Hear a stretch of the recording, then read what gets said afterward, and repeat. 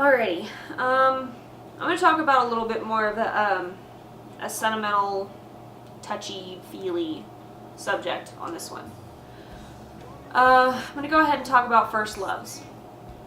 First loves can mean a lot of different things to a lot of different people. It can mean the first person that you were intimate with, or the first person that you actually loved with all of your heart. For me, that was both the same person. And I want to reach out to people who don't quite understand this. And it's usually people who are currently with their first love. And some people spend 5-10 years with their first love. I spent 3.5 years with mine. First of which, I want to say, I don't care what anybody tells you. Your first love is unexplainable. The only way you can know what it feels like is if you've already felt it. You love them more than the entire world. You love them more than your family. You love them more than yourself. You would give your life for them in a heartbeat. No problem. No second thought. The problem is that usually people do not have their first loves together. In other words, usually you'll have your first love with somebody who's already had their first love. Therefore, they're not ever going to love you the way that you love them. So that already, right there, that balance right there, not healthy. Right from the get-go. The bad thing about first loves is that you're usually a teenager or you're a young adult. And you don't quite understand who you are. And they usually don't understand who they are. The younger you are, the harder it is to maintain a relationship because you're still growing. You're both still growing as a person. And yes, you love each other now, but chances are you're going to grow in different directions. That's what's great about having a relationship when you get older, is that you've already established who you are, they've already established who they are, you've both established what you want out of the other person, and you can be honest about it. No problem. Puzzle pieces fit. Or if they don't, then you walk away. But as a teenager, you're hormonal and you got all these problems, and you got school, and you got parents, and you got the whole 9 yards on your shoulders. Meanwhile, trying to maintain a relationship. Let me start by saying, I know how much you love them. Believe me. I understand that they're your entire world, and you feel like you can't breathe without them. It doesn't mean that they're your soulmate. It does not mean that you're supposed to spend your life with that person. It does mean that they're your first love. And first loves are, in my opinion, almost a rite of passage. It's a milestone that you have to get through in your life. It's a great pleasure to learn and figure out who you are. But the problem is that you hold on so tight, and you end up letting that person run you over 1,000,000 times. And you never, ever tell them that they're wrong because you love them too much. And all you want to do is just make excuses for them and tell yourself that they didn't mean it and that it won't happen again. It will happen again. I'm sorry, but it will. And it will keep happening until you either address it and then it's corrected, or until you walk away. Because people are going to be who they want to be. And you can't blame anybody for that. Everybody should be who they want to be. But you also need to know when to call it a quits. You need to also be able to say, hey, this is not working anymore. And that doesn't need to get to the extensive part of being physically aggressive or name calling or, being horrible to each other. It doesn't have to get that far. If you've both sat down and discussed, which is very difficult in your first love, because like I said, you're usually very young, and usually people don't have the ability to be that mature. But if you can't even sit down and talk with the person about how you're feeling, just leave. And I know, I know it's heartbreaking. You feel like you're suffocating without that person. I get it. I remember. But please understand that your first love is just the beginning. It's nowhere near the end. I know it feels like the end physically. It feels like you're going to die without that person. But it's not the end. You know, and the thing about your first love too is that no matter how much time goes by, it doesn't matter. They're always gonna have a piece of your heart. Period. Just the way it is. I'm that way. My mother's that way with my dad. That's just the way that it is. They're always gonna have a piece of your heart, and that's okay. You know, you can, care for them, but you don't have to be heartbroken all the time. You don't have to be hurting all the time. You don't have to cry yourself to sleep every night, trying to hope and pray that things are going to get better. Because chances are they're not going to get better. Chances are they're going to get worse. And I mean, I've heard of people being with the same person since they were 16 years old, but I don't know them personally, and I've never had any sort of good feedback on people that have been with since they were kids. Most people that they've been with since they were kids are bitter and angry, and they constantly fight, and they think that that's normal again.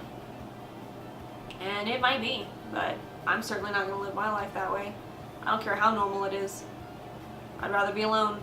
I'm hoping that I'm reaching out to people who are with their first loves, or who recently finally got out, and just understand that it's not the end. I know that you love them, or that you loved them. It's not the end. And I know they're always going to have a piece of your heart. It's the name of the game.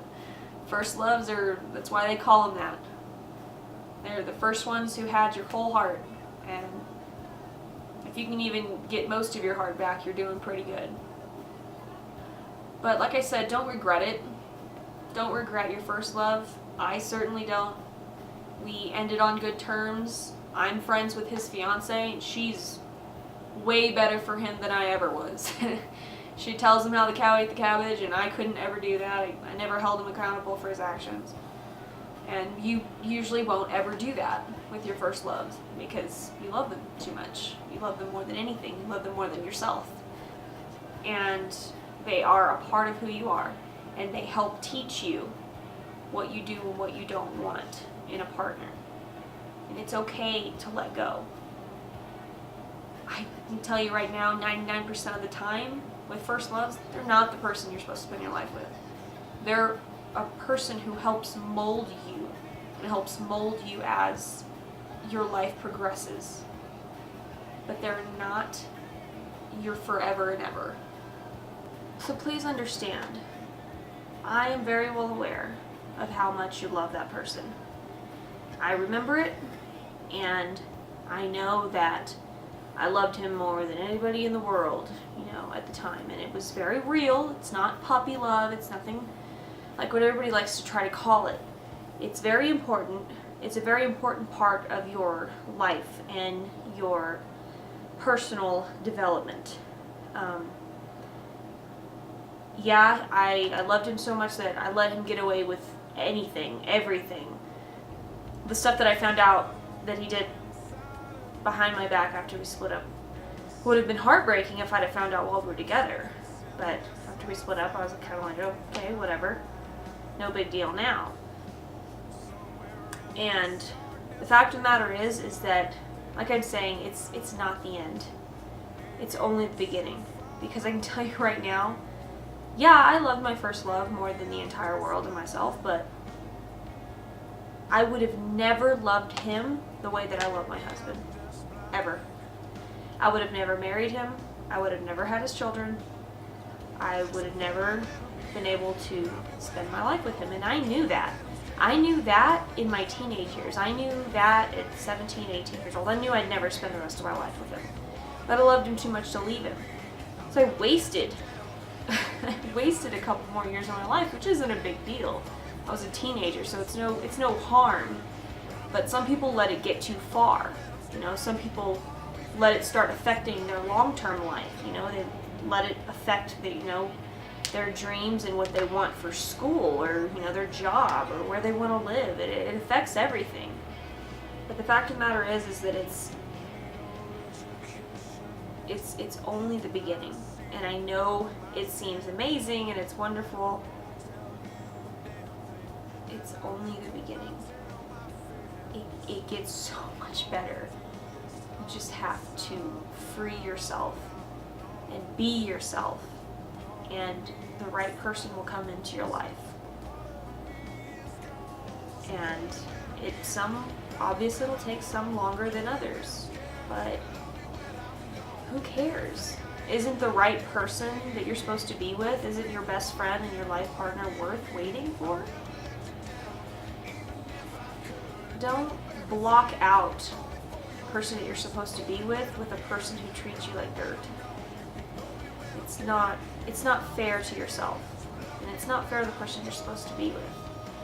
I can't even describe how humiliating the idea that I was actually planning on being miserable for the rest of my life because I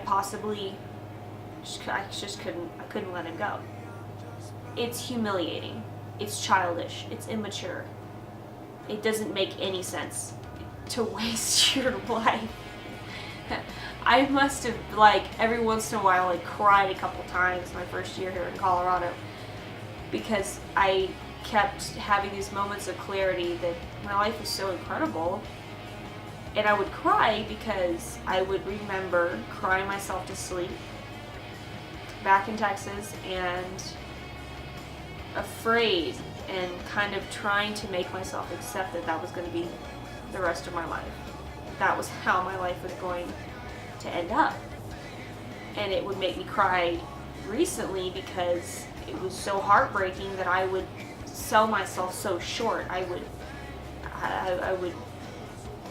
not have allowed myself to feel the joy and happiness that I feel now, and grow into the woman that I've become. To be a person that actually tries to see the best in people and tries to trust people again, and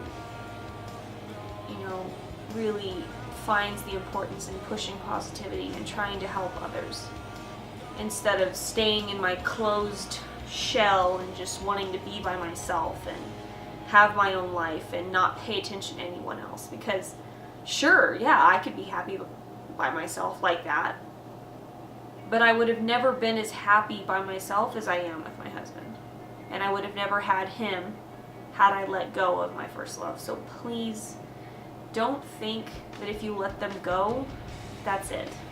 That's it for you. You're never going to find love again. It's only the beginning.